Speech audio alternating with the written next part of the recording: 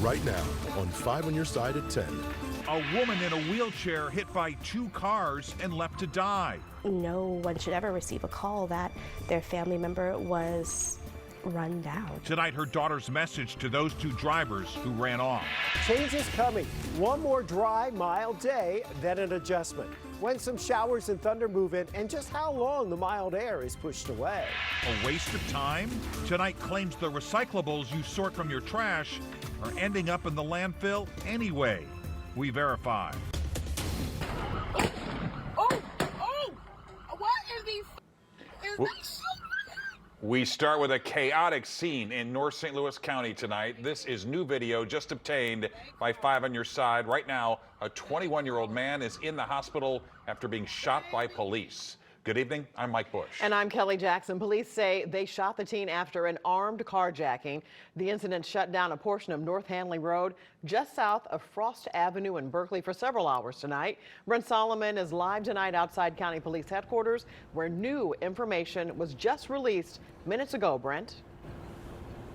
Right now, I can tell you that 3 county officers are on administrative leave as the department works to figure out whether they were justified in opening fire on a man who they say was inside of a car that had just been stolen at gunpoint.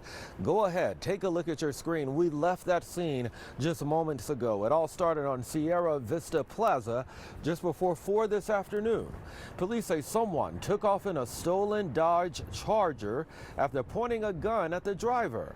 Less than 2 hours later, officers found that car near Hanley and Franciola Drive. When they tried to pull the car over, they say the driver wouldn't stop. They deployed spike strips, and eventually 3 people jumped out and took off running. They quickly caught 2 and then opened fire on the 3rd, who they say had a gun. What's not clear is whether that 3rd suspect pointed or even fired that gun. So we're reviewing all of the evidence that we have. We're talking to witnesses up here in this area, and as I said, collecting evidence so that we can determine what exactly took place and what led to that. And the 21-year-old who police shot got hit in the leg. He is expected to be okay. As far as those other 2 suspects, a 23-year-old man and a 15-year-old, they are in custody at this hour. If you know anything else about this case, give police a call. We're live outside of St. Louis County Police Headquarters. Brent Solomon, 5 on Your Side. Tense moments tonight for St. Louis police officers in North City. 6 officers were responding to a fight on Ferris Avenue when several shots were fired. It is still unclear if the shots were directed at the officers. No one was hurt. Police arrested several people. We are told some of them are minors. And a man is in custody tonight after gunshots led to an hours-long standoff. It started just after 7 this morning on Albion Place in South St. Louis. U.S. Marshals say the man involved violated the terms of his bond in a federal case. They were at the home serving a warrant when this all started.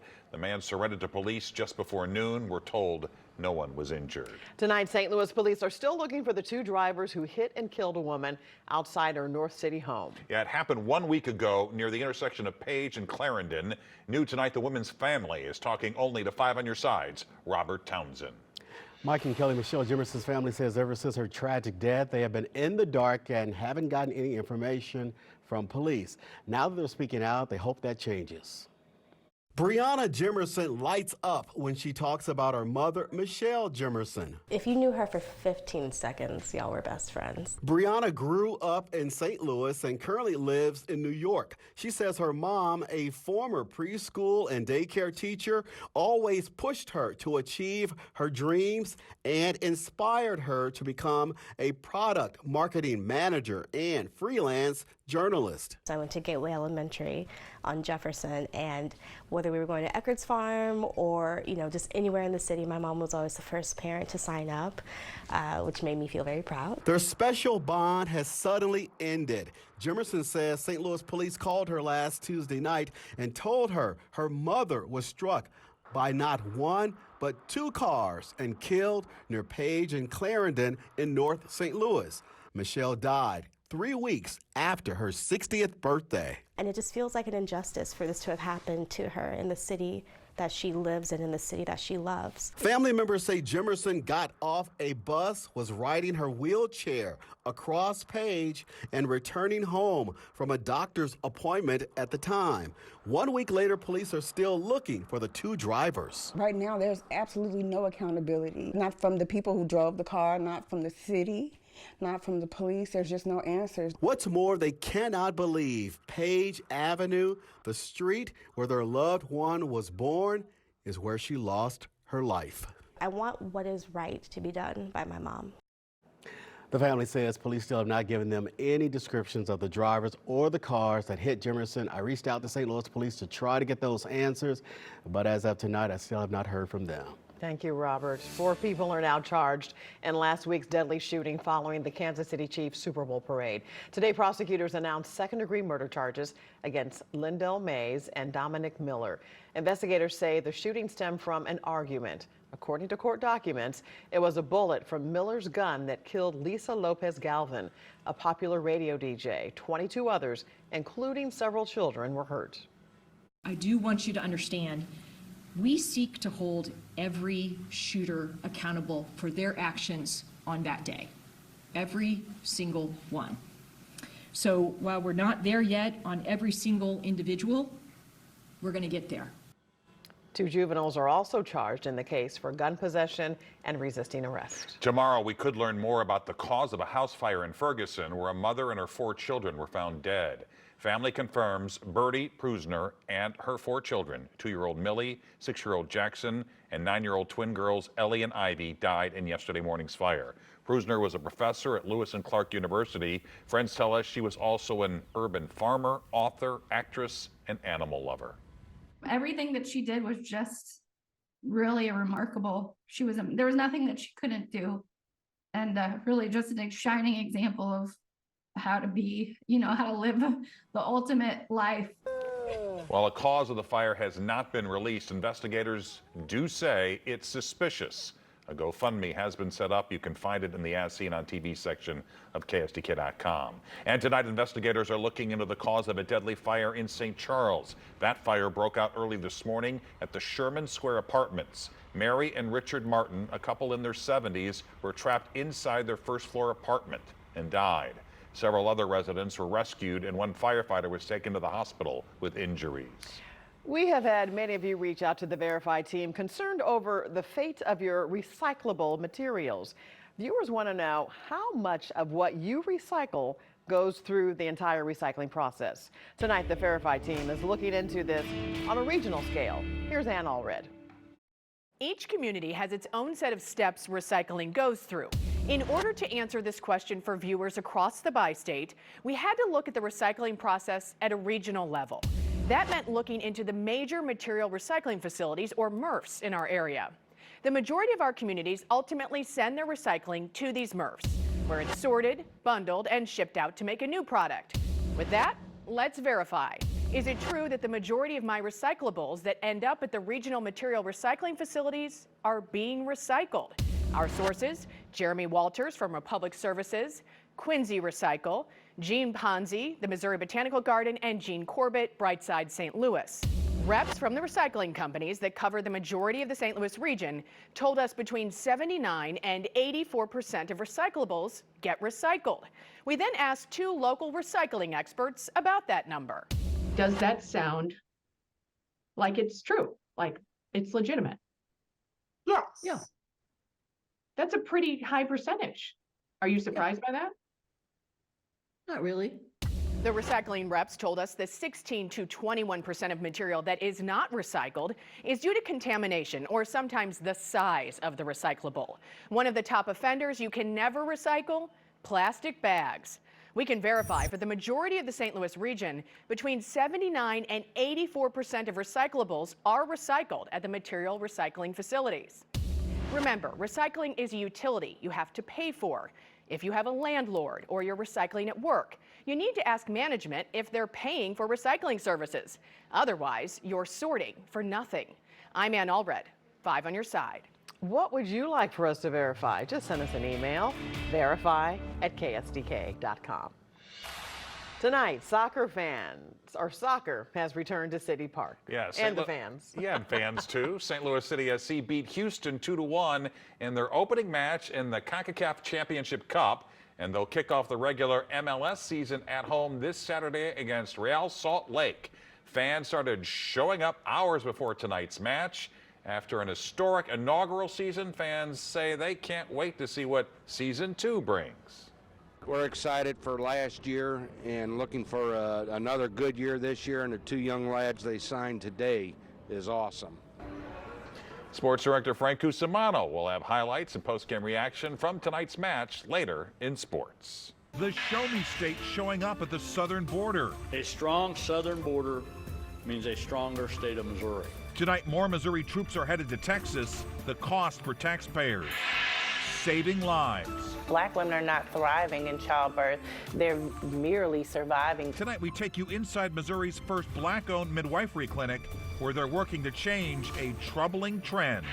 Thunder Thursday, the early morning storms that may have some hail, and the changes coming for the weekend. Tonight, a second wave of Missouri National Guard troops and state troopers are preparing to head to Texas to install barbed wire at the southern border. Just hours ago, Governor Mike Parson announced the deployment of 22 Highway Patrol officers and 200 National Guard troops. He's acting in concert with 14 other red state governors, escalating their feud with President Biden's handling of the border. Parson cites the deadly impact of fentanyl pouring in from Mexico. If the Biden administration was truly seizing all illegal drugs at legitimate ports of entry, then why in Missouri are we seeing the largest increase in fentanyl deaths ever? And why are law enforcement still seizing enough drugs to kill everyone in the state twice over? The deployment will cost Missouri taxpayers $2.3 million. This Black History Month, we are celebrating people making a difference in our community. Here in Missouri, data shows Black women have higher maternal mortality and morbidity rates than white women. Tonight, Laura Barczewski takes us inside Missouri's first Black-owned midwifery clinic in Ferguson, where they're trying to change that one life at a time. Behind the brick walls of this small building tucked away in Ferguson, Black women are breaking down barriers to maternal health care. At Jimerson Village, we focus on the solutions.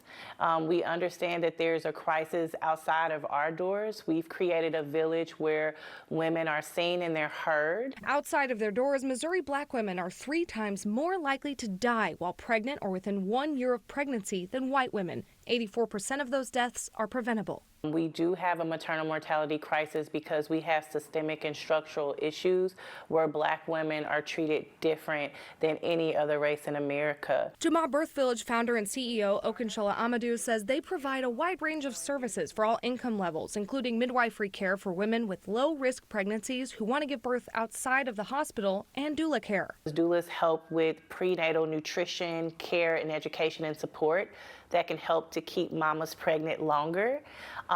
And they can also help moms to navigate the system and make better choices. Mother of 5, soon to be 6. Myrina Ote-Maiton says when she conceived her 4th child, she decided the traditional hospital experience wasn't for her, so she turned to Jimerson Birth Village. I felt like I could make my own decisions, and that, you know, it did take a lot of willpower for me to learn to trust my body. Did you have complications or trouble where you needed, you know, your midwife, your doula to step in? 100%.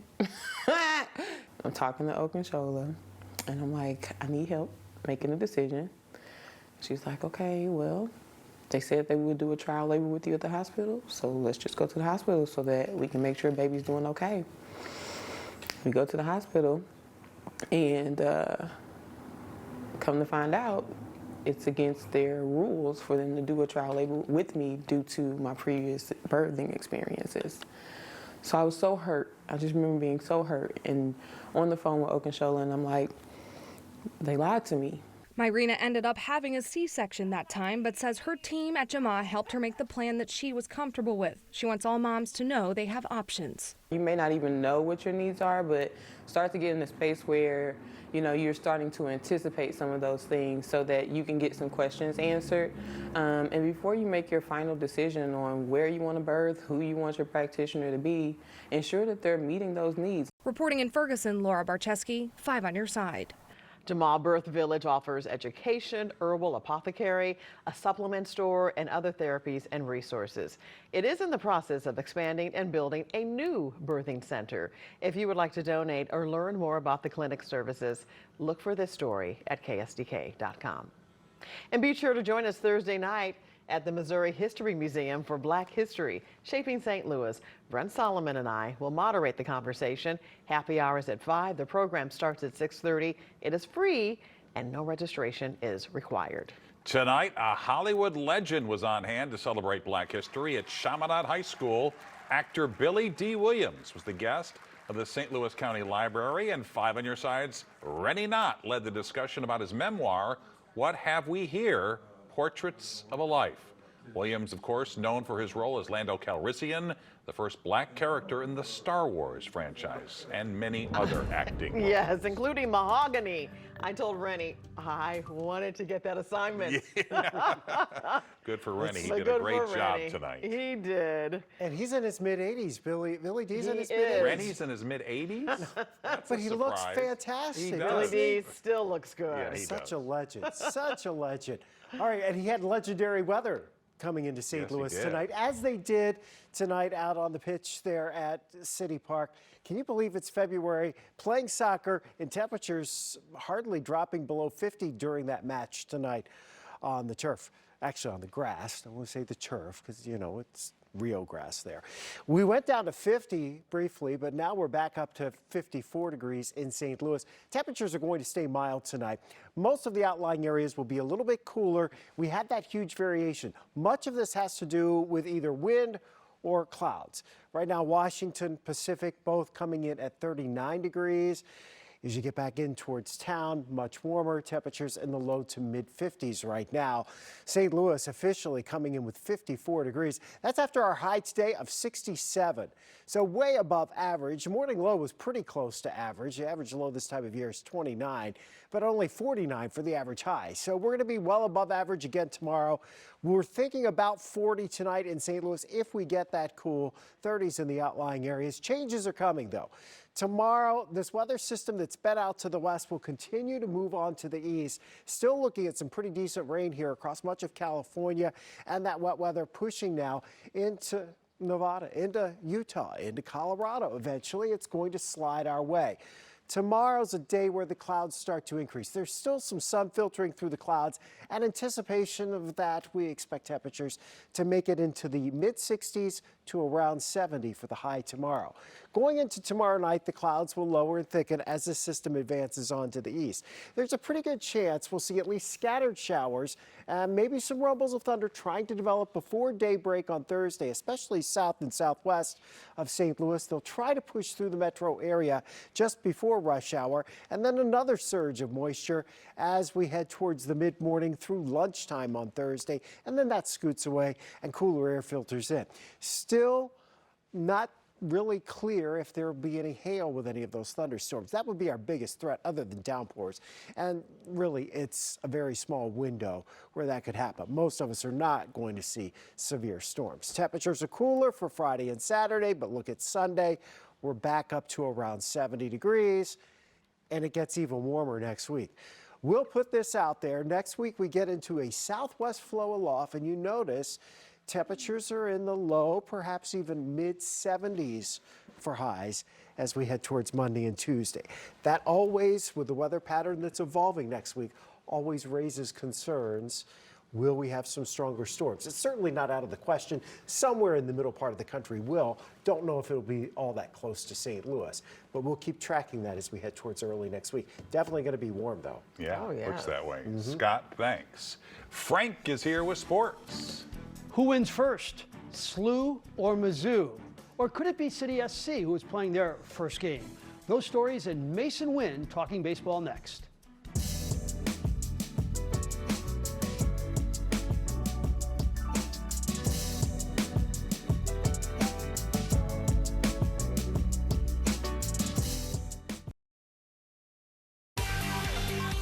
This 5 on Your Side Sports Report is sponsored by Telly Tire and Auto Centers, driving your way since 1942.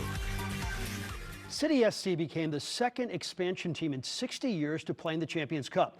Tonight is the start of a home-and-home with Houston, with the aggregate goals determining who advances to the Sweet 16. And it didn't matter; it wasn't a real MLS game. On a Tuesday night, the place was rocking. 20,900. 61st minute, Indiana Vasilev off the free kick. And who else but Tim Parker scores the first goal just like he did last season. He's really great in the air. And then in the 90th minute, a beautiful play by the Japanese import, Jose Kojima, sneaks it in. City wins 2-1. It just shows a bit of grit and determination and exactly what this group stands for, you know. Never say die attitude, whereby I thought there was no need, you know, to concede how we did. I thought we mitigated the game for most parts and nullified their danger moments. We hit the post twice. Again, incredibly proud of this group, and then just shows that we believe in our roster. When you're in last place in the Atlantic 10 and your defense is ranked 320th in the country, there was only one reason to watch the Billikens play Duquesne tonight. Would Sincere Parker make SLU history with a fourth straight 30-point game? The Billikens were down 25-4. The turnover trend continued. Jimmy Clark steal and dunk. How about that? The consecutive games with 30 points ends for Sincere. Air ball, he had 4 points tonight. And when you don't play defense, you have to protect the ball. Clark, steal, and another dunk. All by himself, Clark, showtime! And no matter what is in Travis Ford's cup, nothing can improve his night. The Billikens are 9-17 after an 81-66 beatdown. The Mizzou Tigers could have used Kobe Brown tonight versus Tennessee, but he plays for the Clippers now. But they did have Sean East, who hit the 3 and had 24. Mizzou up 27-22. But he's not Dalton Connect, who could be the player of the year in the SEC. He does it all. He'll pop a 3. He scores all 3 ways, this time to the rim. And later, the mid-range game, he had 17 points. Mizzou is now 0-13 in the SEC after a 72-67 defeat to the 5th-ranked Vols. Taking flight. Card Spring Training, sponsored by Woods Basement Systems. One of the keys for the Cardinals will be to expedite the learning curve for their 21-year-old shortstop, Mason Wynn. They need him to be special right now. Corey Miller has more from Jupiter. Greetings from spring training, where the best thing I saw today was this. Yes, that's Ozzie Smith, the Wizard, doing some drills with prospect Thomas Sajaci. As for the current starting shortstop for the Cardinals, well, Mason Wynn is ready to get going after last year's brief stint in St. Louis. Man, it was tough, man. You know, I definitely struggled before. It wasn't my first time, but you know, on the big stage, I would say it hurt a little bit more. You know, I know if my bat's not there right now, I still got to make a play on defense. So I think really just staying locked in, you know, not getting too hard on myself, not getting too down on myself is big for me. It'll be truly special for me to be up there and hopefully help contribute to win a lot of games, you know, and hopefully push for a World Series. I think that's, you know, at the end of the day what we're all pulling for, and you know, I think everybody in that clubhouse is 10 toes down looking for that mission right now. Wynn's locker in the Cardinals clubhouse is right next to fellow Texan Matt Carpenter. The young shortstop told me he's looking forward to soaking up all the knowledge he can from all the veterans in camp this season. Reporting from spring training, I'm Corey Miller, 5 on Your Side Sports. The Blues have placed Justin Falk on long-term injured reserve. He has missed the last 10 games with a lower body injury. The timetable for his return is unclear. Scott Perunovich has been placed on injured reserve, and former first-round draft choice Zachary Bolduc has been brought up to the team. The 20-year-old has an extremely outstanding skill set and a decorated junior career. And that will do it in sports. All right. Thank you, Frank. Well, there's Easter candy, and then there's Easter brunch, how you can now enjoy both in just one bite. The Fabulous Fox has announced this 2024-25 Broadway season. The lineup includes Back to the Future, Neil Diamond's A Beautiful Noise, Peter Pan, Six, Shucked, Some Like It Hot, Kimberly Akimbo, followed by And Juliet. The season kicks off August 28th with Hamilton. Season tickets go on sale in May. It's going to cost you more to check your first bag on American Airlines. The airline announced today it's raising the fee by $5. It's $35 if paid in advance online, but passengers who wait to pay at the airport will pay $40. And Brock's is releasing a new twist on jelly beans. The bag of Easter brunch flavors include blueberry maple pancake, chocolate glazed donut, mimosa caramel cold brew, cinnamon roll, and berry smoothie. They'll be sold at stores nationwide. And how's it looking when we get up in the morning, Scott? It will be on the chilly side, but not cold. Temperatures 30s into the low 40s in town. Quick warm up again tomorrow. And there you have it. 5 on your side at 10. The Tonight Show starring Jimmy Fallon is next. Be sure to start your day with the Today in St. Louis gang at 4 a.m. Have a great tomorrow.